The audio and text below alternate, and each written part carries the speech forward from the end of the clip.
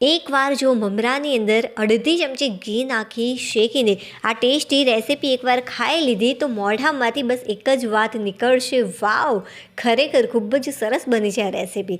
તો ફ્રેન્ડ્સ ચોક્કસથી બનાવજો, ફટાફટ બનીને તૈયાર થઈ જતી હોય છે, હેલ્ધી પણ છે અને ટેસ્ટી પણ છે. તો ચાલો ફટાફટ બનાવવાની શરૂઆત કરી દઈએ. તમને એમ થશે કે આટલી વારમાં આટલી સરસ મજાની ટેસ્ટી રેસીપી બનીને તૈયાર થઈ ગઈ, તમને ખબર પણ નહીં પડે. તો આ માટે ફ્રેન્ડ્સ સૌથી પહેલાં 2 વાટકી ભરીને મેં મમરા લીધા હશે. જે માપ છે ફ્રેન્ડ્સ એ તમારે પ્રોપર રાખવાનું. જો પ્રોપર માપ સાથે બનાવશો તો પહેલી વારમાં એકદમ પરફેક્ટ જ બનશે. હવે આપણે ગેસ ચાલુ કરીશું. આ માટે મેં નોનસ્ટિક પેનનો ઉપયોગ કર્યો છે. તમે નોનસ્ટિક પેનની જગ્યાએ કોઈ પણ કઢાઈ કે તપેલીનો ઉપયોગ કરી શકો છો. અહીંયા તમે આ રેસીપી ઘી વગર પણ તૈયાર કરી શકો છો. કઈ રીતે એ પણ હું તમને લાસ્ટમાં કહીશ. તો જે શરૂઆતમાં ગેસની ફ્લેમ છે ફાસ્ટ રાખવાની અને ફાસ્ટ ફ્લેમ ઉપર અડધી મિનિટ માટે તમારે આ રીતે આને મિક્સ કરવાના. જુઓ મમરા તમે આ રીતે હાથથી ટચ કરશો ત્યારે તમને થોડા ગરમ લાગે ત્યારે જે ગેસની ફ્લેમ છે એકદમ તમારે ધીમી કરી દેવાની. હવે ફ્રેન્ડ્સ આની અંદર હું એડ કરું છું 5 ચમચી જેટલું ઘી. હવે આપણે સારી રીતે એકવાર આને મિક્સ કરી લઈશું અને જે ગેસની ફ્લેમ છે મેં ધીમી કરી દીધી છે અને ધીમા તાપે ફક્ત આને 15 સેકન્ડ માટે આપણે આ રીતે મિક્સ કરીશું. 15 સેકન્ડ પછી તરત જ જે ગેસની ફ્લેમ છે બંધ કરી દેવાની. આ મમરાને શેકાતા 1 મિનિટ જેટલો પણ મને ટાઈમ નથી લાગ્યો. જુઓ આ રીતે ઉપરથી થોડોક ડાર્ક કલર થવા લાગે ત્યારે જે ગેસની ફ્લેમ છે મેં બંધ કરી દીધી. આ એકદમ પરફેક્ટ છે.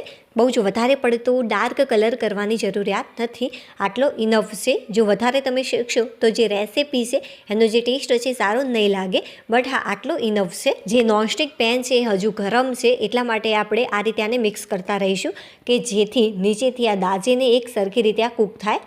એકદમ પરફેક્ટ રીતે આ કૂક થઈ ગયા છે. તો 10 સેકન્ડ માટે મેં આને આ રીતે ગેસ બંધ કર્યા પછી શેક્યા છે 10 થી 15 સેકન્ડ માટે. હવે આપણે કોઈ પણ એક પ્લેટની અંદર આને નીકાળી લઈશું. મમરાને આપણે ઠંડા કરવા મૂકી દઈએ થોડી વાર માટે. અને હા ફ્રેન્ડ્સ, જો તમારે મમરાને આ રીતે શેકવા ન હોય તો તમે ડાયરેક્ટ પણ તૈયાર કરી શકો છો. હવે લઈશું આપણે મિક્સર જાર. મિક્સર જારની અંદર એ જ વાટકીની મદદથી આપણે અડધી વાટકી ભરીને એડ કરીશું ખાંડ, અથવા તો તમે સાકરનો પણ અહીંયા ઉપયોગ કરી શકો છો. એલાયચીને ક્યારે પણ આખી એડ નહીં કરવાની, આ રીતે દાણા નીકાળીને એડ કરવાની. તો 5 થી 6 જેટલી એલાયચીના મેં દાણા નીકાળી લીધા અને એકદમ ફાઇન તમારે આને ક્રશ કરવાનું. જુઓ ફ્રેન્ડ્સ, બહુ જ સરસ રીતે એકદમ ફાઇન મેં આને ક્રશ કર્યું છે. તમે જ્યારે આ રીતે ટચ કરશો ત્યારે તમને જે ખાંડ છે એકદમ પરફેક્ટ રીતે ફાઇન ક્રશ થયેલી હોય એવું લાગવું જોઈએ. જો એવું ન લાગે તો ફરીથી તમારે મિક્સર ચાલુ કરી અને બહુ જ સરસ રીતે આને ક્રશ કરી લેવાની. અને જો તમને એવું લાગે કે સારી રીતે ક્રશ નથી થઈ તો તમે આને ચાળી પણ શકો છો, બટ બેસ્ટ ઓપ્શન રહેશે આ રીતે ક્રશ કરવાનો.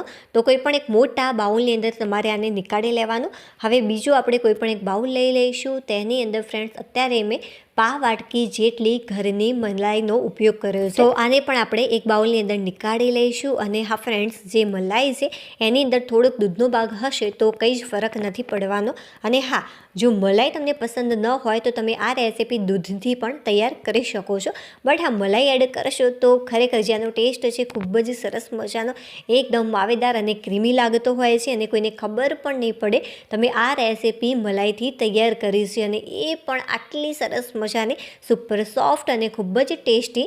સારી રીતે એકવાર આને ફેટી લેવાની. તો ફ્રેન્ડ્સ, બહુ જ સરસ રીતે મેં આને ફેટી લીધી છે. તમે ચમચીની મદદથી પણ આને ફેટી શકો છો. જો બહુ જ સરસ રીતે આ સ્મૂથ થઈ ગઈ છે, જાણે માખણ હોય બસ એ જ ટાઈપનું ટેક્સચર થયું છે. જ્યારે ચમચીની મદદથી તમે આ રીતે કરો છો ત્યારે બહુ જ સરસ એક લેયર આનું જોવા મળતું હોય છે, દાણેદાર ટાઈપ. ફક્ત 10 થી 15 સેકન્ડ માટે મેં મિક્સ કરી હતી. સરસ મજાની આ ફેટાઈ ગઈ છે. હવે આની અંદર આપણે એડ કરીશું અડધી વાટકી ભરીને ટોપરાનું છીણ.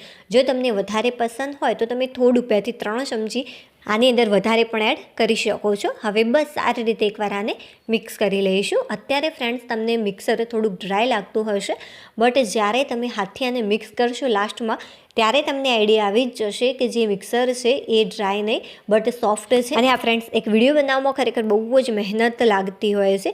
થોડીક પણ રેસીપી તમને યુનિક લાગી રહી હોય, પસંદ આવી રહી હોય તો પ્લીઝ વિડીયોને લાઇક કરી દેજો. ચેનલ પર નવા હોય તો ચેનલને સબસ્ક્રાઈબ કરવાનું બિલકુલ પણ ભૂલતા નહીં. આને આપણે સાઈડમાં મૂકી દઈશું. અને જે મમરા છે એ ખૂબ જ સરસ રીતે ઠંડા થઈ ગયા છે, ગરમ નથી લાગતા. જો થોડા ઘણા ગરમ લાગે તો એનાથી કંઈ જ ફરક નહીં પડે, બટ હા બહુ જ વધારે પડતા ગરમ ન હોવા જોઈએ. હવે જે મિક્સર જારની અંદર આપણે ખાંડને ક્રશ કરી હતી, બસ એ જ મિક્સર જારની અંદર આપણે મમરા લઈ લઈશું અને એકદમ ફાઇન આને પણ આપણે ક્રશ કરી લઈશું. થોડાક મમરા તમે આ રીતે ટચ કરશો ત્યારે તમને ખાંડના જેમ એકદમ ફાઇન ક્રશ થયેલા નહીં લાગે, સામાન્ય દરદરા લાગશે, બટ એનાથી કંઈ જ ફરક નહીં પડે. બટ હા, એકદમ તમારે એની દરદરા નથી રાખવાના, બને ત્યાં સુધી ફાઇન ક્રશ કરવાનો પ્રયત્ન કરવાનો. ચાલો હવે આપણે જે ખાંડ દળી હતી એની અંદર મમરાનો બધો જ ભૂક્કો એડ કરી દઈશું. જ્યારે તમે મમરાને ક્રશ કરશો ત્યારે જે ભૂક્કો છે બહુ જ ઓછા પ્રમાણમાં થઈ જશે, પાવાટકી કરતાં પણ કદાચ ઓછો લાગશે તમને, બટ આટલો ઇનફ છે. હવે બસ સારી રીતે એકવાર આને મિક્સ કરી લેવાનું. તો ફ્રેન્ડ્સ, બહુ જ સરસ રીતે મેં આને મિક્સ કરી લીધું છે. હવે જે મલાઈ અને ટોપરાના છીણવાળું મિક્સર આપણે તૈયાર કર્યું હતું એ મિક્સર પણ આપણે આની અંદર ઉમેરી દઈશું. હવે હાથની મદદથી તમારે આને સારી રીતે મિક્સ કરવાનું. જો અત્યારે તમને એમ લાગશે કે આ ડ્રાય છે, બટ જ્યારે તમે એકદમ ફાઇન આને મિક્સ કરશો, લાસ્ટમાં તમને આઈડિયા આવી જ જશે કે જે મિક્સર છે ડ્રાય નહીં, પરફેક્ટ થયું છે. જો તમને પસંદ હોય તો તમે આની અંદર થોડોક મિલ્ક પાવડર પણ એડ કરી શકો છો, પાવાટકી જેટલો, બટ મેં અત્યારે એડ નથી કર્યો કેમ કે બધાના ઘરમાં મિલ્ક પાવડર હોતો નથી. બટ હા, તમે આ રીતે પણ જો તૈયાર કરશો તો પણ જે રેસીપી છે ખરેખર ખૂબ જ સરસ લાગતી હોય છે, કેમ કે આપણે આની અંદર ટોપરાનું છીણ અને સાથે સાથે મલાઈ એડ કરી છે, જેના કારણે જે આનો ટેસ્ટ છે ખૂબ જ સરસ લાગે છે. જો આ ટાઈપનું આ સોફ્ટ તૈયાર થઈ ગયું છે, કેમ કે આની અંદર આપણે ખાંડ એડ કરી છે, જેના કારણે થોડુંક પાણી વળશે અને આના કારણે મિક્સર સરસ મજાનું સોફ્ટ થઈ જતું હોય છે. હવે હાથ ઉપર આપણે થોડું ઘી લગાવી લઈશું અને સરસ મજાનો આ ટાઈપનો શેપ આનો તૈયાર કરી લઈશું. અને હા ફ્રેન્ડ્સ, લાસ્ટમાં હું તમને સૂર્યપ્રકાશમાં આ રેસીપીનું ઓરિજિનલ રિઝલ્ટ બતાવીશ. તમને એમ થશે કે ખરેખર આટલી સરસ મજાની આ રેસીપી બનીને તૈયાર થઈ છે, તમે ક્યારે વિચાર્યું પણ નહીં હોય. હવે બસ આ રીતે આપણે ડિઝાઇન તૈયાર કરી લઈશું. જે આપણે છાશ કરવા માટે ચાકીનો ઉપયોગ કરતા હોઈએ છીએ, બસ એનો જ મેં અહીંયા ઉપયોગ કર્યો છે.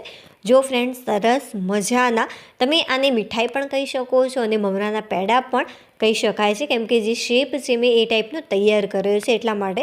ચાલો ભાઈ, ફટાફટ હું તોડીને આનો ટેસ્ટ કરી લઉં. મારા મોઢામાં તો ખરેખર પાણી આવી ગયું છે. ચાલો ભાઈ, તોડીને બતાવું. જુઓ ફ્રેન્ડ્સ, એકદમ પરફેક્ટ આનું ટેક્સચર થયું છે, જાણે માવાની કોઈ રેસીપી બનાવી હોય ને એવો જ આનો લુક છે. જો અંદરથી કેટલી સરસ મજાની બની છે. અને હા ફ્રેન્ડ્સ, જો તમને મિક્સર થોડુંક સોફ્ટ લાગતું હોય તો તમે થોડુંક ટોપરાનું છીણ એડ કરી શકો છો, અથવા તો મમરા ક્રશ કરીને પણ એડ કરી શકાય છે, અથવા તો મીઠાઈને તમે ફ્રીઝમાં પણ મૂકી શકો છો અને ડ્રાય લાગતું હોય તો થોડી મલાઈ કે દૂધ એડ કરવું. જો ફ્રેન્ડ્સ, કેટલી સરસ મજાની સુપર સોફ્ટ બનીને આપણી રેસીપી તૈયાર થઈ છે. ચાલો ભાઈ, ફટાફટ હું આનો ટેસ્ટ કરી લઉં અને તમને સાચી માહિતી આપું કે મને આ રેસીપી કેવી લાગી. વાવ ફ્રેન્ડ્સ, ખરેખર બહુ જ સરસ બની છે. મોઢામાં મૂકતા જ પાણી થઈ જાય તેવી બની છે. ચાલો હવે આપણે ફરીથી મળીશું એક નવી ટેસ્ટી અને હેલ્ધી રેસીપી સાથે. ત્યાં સુધી બાય.